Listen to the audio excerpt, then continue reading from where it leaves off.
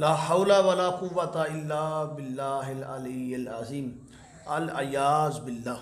میں اللہ کی پناہ میں آتا ہوں ایسے ان تمام امور اور خرافات سے جو میلاد النبی صلی اللہ علیہ وآلہ وسلم کے نام پر اور اہل سنت والجماعت کے پلیٹ فارم سے، پلیٹ فارم اہل سنت کا استعمال ہو رہا ہے لیکن استعمال کرنے والے لوگ اہل سنت نہیں ہیں۔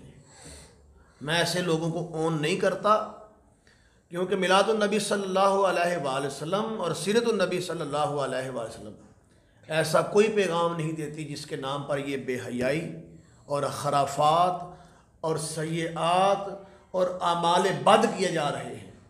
اس بات پہ دل میرا بھی بڑا دکھی ہے اور اہل سنت کے ہر اس بندے کا دل دکھی ہے جو حضور تاجدار کائنات علیہ الصلوۃ والسلام آپ کی محبت رکھتا ہے، آپ کی سیرت کو جانتا ہے، آپ کے پیغام کو جانتا ہے اور آپ صلی اللہ علیہ وآلہ وسلم کے ساتھ محبت کے جو وہ انداز صحابہ نے سکھائے تھے وہ رکھتا ہے۔ تو اسی سلسلے میں آج پروفیسر جہانگیر احمد وقار صاحب سے رہنمائی چاہوں گا کہ اس طرح کی خرافات جو ابھی آپ نے دیکھی ہیں اور اس کے نام پہ مختلف جگہ پہ مختلف واقعات اس دفعہ رونما ہوئے اس ماہ ربیع الاول شریف کے اندر، جو پہلے کبھی نہیں ہوئے، پہلے بھی ہوتے ہوں گے لیکن منظر عام پہ جو کہ سوشل میڈیا کا دور ہے تو ابھی آئے، جس کے اندر ایک ملتان میں وہ واقعہ ہوا، دوسرا ایک اور واقعہ ہے جس کے اندر یہ صاحب آپ نے دیکھے ہیں کہ یہ پگڑی باندھی ہوئی ہے، انہوں نے بھی امامہ شریف بلکہ باندھا ہوا ہے، پگڑی بھی میں نے کہوں گا امامہ شریف باندھا ہوا ہے، اور اس کے اوپر ڈانس کر رہے ہیں، ناچ رہے ہیں۔ پھر خواتین کا ڈانس آپ نے دیکھا کہ وہ بھی لچر پن کا مظاہرہ کر رہی ہیں، بے حیائی کا، بے ہودگی کا مظاہرہ کر رہی ہیں اور ساتھ نعت لگائی ہوئی ہے الامان والحفیظ ایسے لوگوں سے۔ تو میں چاہوں گا کہ اہل سنت کا اصلی موقف بیان کریں اور یہ ہمیں بتا دیں کہ کیا حضور علیہ الصلوۃ والسلام کا میلاد پاک منانے کی کیا لمیٹیشنز ہونی چاہیے اور کس حد کے اندر رہ کے، اور کیا یہ وہ چیزیں ہیں جن کو ہم بدعت کہہ سکتے ہیں۔ بسم اللہ، اس پہ حضرت ارشاد فرمائیں۔ اعوذ باللہ من الشیطان الرجیم، بسم اللہ الرحمن الرحیم۔ یہ مناظر دیکھ کر یقیناً ہر صاحب دل اس کا دل دکھا ہے جی، اور یہاں تک اہل سنت والجماعت کی بات ہے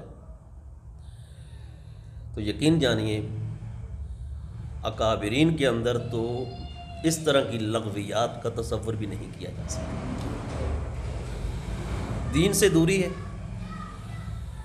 علم کی قلت ہے، مطالعے کی قلت ہے، اور اس کے ساتھ ساتھ سب سے جو بری بات مجھے نظر آئی ہے، جیسے آپ نے بھی کہا کہ پلیٹ فارم وہ صحیح ہے اہل سنت والجماعت کا، یعنی نام انہی کا لیا جا رہا ہے، ظاہر بات، لیکن اوپر تمسخر ہو رہا ہے، بے حیائی کا مظاہرہ کیا جا رہا ہے، تو یہ بڑی ہی تکلیف دہ صورتحال ہے۔ میں اس سلسلے میں آپ کے سامنے قرآن مجید کی ایک آیت رکھنا چاہتا ہوں اور اپنے سامعین کو بھی اسی آیت کی روشنی میں یہ درس دینا چاہتا ہوں کہ آپ جب بھی کسی چیز کے صحیح اور غلط ہونے کے لیے کوئی معیار اور کرائٹیریا متعین کریں تو قرآن حدیث کو ضرور دیکھ لیا کریں، ٹھیک، اور قرآن حدیث سے رہنمائی لیا کریں، صاحب علم کی طرف رجوع کیا کریں۔ قرآن مجید میں اللہ رب العزت نے ارشاد فرمایا، منافقین کی بات ہو رہی ہے، وَإِذَا قِيلَ لَهُمْ تَعَالَوْا إِلَىٰ مَا أَنزَلَ اللَّهُ وَإِلَى الرَّسُولِ قَالُوا حَسْبُنَا مَا وَجَدْنَا عَلَيْهِ آبَاءَنَا۔ جب کبھی بھی انہیں کہا جاتا ہے نا کہ اس بات کی طرف آؤ جو اللہ اور اللہ کے رسول نے بیان فرمائی ہے، تو منافقین کا رویہ کیا ہوتا ہے؟ کہتے ہیں جو ہمارے آباء و اجداد نے کیا ہے نا، ہم بس وہ ہمیں کافی ہے، قرآن اور حدیث کی طرف نہیں آئیں گے۔ آپ اگر اس آیت میں دیکھیں تو تعالوا لفظ استعمال ہوا، اس کا مصدر الو ہے، یہ بات بڑی قابل توجہ ہے۔ علو کا مطلب ہوتا ہے بلندی. تو قرآن نے ہمیں یہ پیغام دیا ہے کہ حقیقی بلندی اگر آپ چاہتے ہو نا تو پھر اللہ اور اس کے رسول کے بتلائے ہوئے احکامات ان کی پیروی کرو. یہ خرافات اور یہ اس طرح کے ظاہری چمک دمک والے عمل، ان میں علو اور بلندی نہیں ہے، ان میں پستی ہے، ذلت ہے، انحطاط ہے، تباہی و بربادی ہے. تو قرآن مجید نے کیٹاگوریکلی یہ بات ہمیں سمجھا دی کہ اگر دین کے معاملے میں تمہیں بلندی چاہیے تو پھر معیار تمہارے لیے کیا ہے؟ قرآن و سنت ہے. تو اگر اس بات کو ہم سمجھ لیں اور معیار بھی قرآن و سنت بنائیں تو یقیناً یہ جتنے بھی خرافات ہم نے دیکھے ہیں یہ سب مائنس ہو جائیں گے، ان کی طرف بالکل بھی کسی کی توجہ نہیں جائے گی. المیہ یہ ہے پروفیسر صاحب کہ ہم قرآن حدیث کو ٹائم نہیں دیتے، سنی سنائی باتیں ان پر ہمارا جو کہ ظاہری چمک دمک ہوتی ہے، دل کو اچھی لگتی ہیں، اب یہ حور والا جو آپ نے سین دکھایا یار حد ہوگی. ویسے قرآن کہتا ہے لا تقربوا الفواحش، فواحش فوح چیز کے قریب بھی نہ جاؤ. قربت سے بھی حرام ہے قریب جانا بھی، بنا سنوار کے سامنے بٹھائی ہوئی. اور یہ انداز قرآن مجید میں آپ جانتے ہیں بہتر کہ اللہ رب العزت اس وقت بیان فرماتے ہیں جس میں ایک انسان کی تباہی و بربادی کا سامان ہوتا ہے. اللہ فرماتا قریب بھی نہ جاؤ. میلاد کے مقدس مہینے میں حضور کے میلاد والے دن اس طرح کی خرافات کسی اہل محبت اور عاشق سے متوقع نہیں کی جا سکتی. یہ شیطانی عمل ہے اور ظاہر بات ہے شیطانی عمل شیطان ہی کرے گا. بالکل ٹھیک بات. شیطانی عمل شیطان ہی کرے گا، شیطان ہی کرے گا. کوئی اہل محبت اور اہل وفا اس کا کوئی ایک فرد بھی ایسا عمل اس سے ہم ایکسپیکٹ نہیں کر سکتے. تو خرافات اس سے بچنے کا جو واحد طریقہ ہے وہ قرآن اور حدیث کی طرف رجوع کرنا ہے. تو وہ لوگ جو سائڈوں پہ جا رہے ہیں، جیسے وہ میں نے ابھی آیت پڑھی مجھے بھول جائے گی، ولا تقربوا الفواحش، یہ قربت سے منع کیا گیا. نہیں سمجھنے والی بات ہے کہ فوش چیز کے قریب نہ جاؤ. بچہ آگ کی طرف جا رہا ہو، ماں باپ کیوں پکڑتے ہیں؟ تو قریب نہ جانا، جل جاؤ گے. چھری کی طرف جا رہا ہے، وہ بچہ چھری کے قریب جا رہا، پکڑو اس کو. نادان ہے نا. ظاہری طور پہ آگ کے انگارے ہیں چمک دمک والے، چھوٹا بچہ بھاگ رہا ہے، ماں باپ پیچھے سے پکڑتے ہیں، وہ قریب نہ جانا، بجلی کی تار ننگی ہے، ماں باپ وہ بچہ نہ چلا جائے قریب، اس کے کرنٹ ہے، ہلاک ہو جائے گا.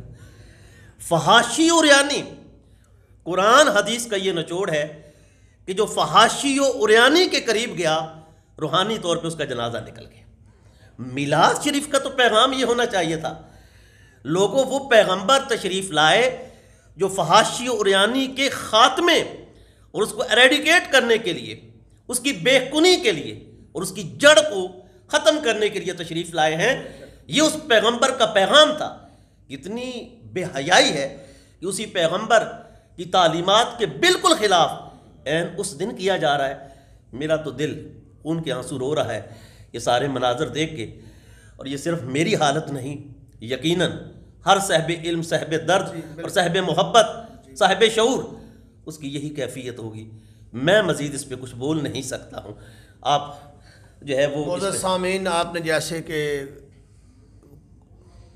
سماعت کیا پروفیسر صاحب قبلہ کی گفتگو، میں اس پر تھوڑا سا اضافہ یہ کرنا چاہتا ہوں کہ اہل سنت کے پلیٹ فارم پر، معاشرتی سطح پر اور حکومتی سطح پر، دونوں سطحوں پر ایسے افراد کی نہ صرف راستہ روکا جائے ایسے لوگوں کا، بلکہ ایسا کرنے والوں کو سزا بھی دی جائے، معاشرتی طور پر بھی سزا دی جائے، ان سے معاشرتی طور پر بائیکاٹ کیا جائے. ایسے افراد کے لیے حکومت پاکستان باقاعدہ طور پر سزاؤں کا تعین بھی کرے. میں ایک بات کا یہاں پہ مزید اضافہ کروں گا، وہ یہ کہ ہمارے اہل سنت والجماعت کے علماء، ان کی خاموشی ہمیں اچھی نہیں لگ رہی.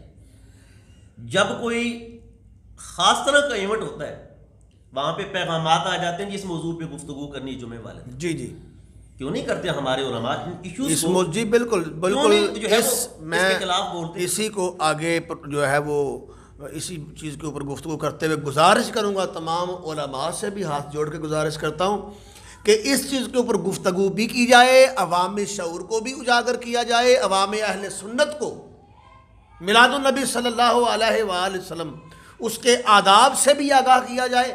ایسی خرافات کا کلا کما کرنے کے لیے جہاد کے طور پر باہر نکلے اور گورنمنٹ لیول پر ایسے افراد کے لیے سزاؤں کا تعین کیا جائے.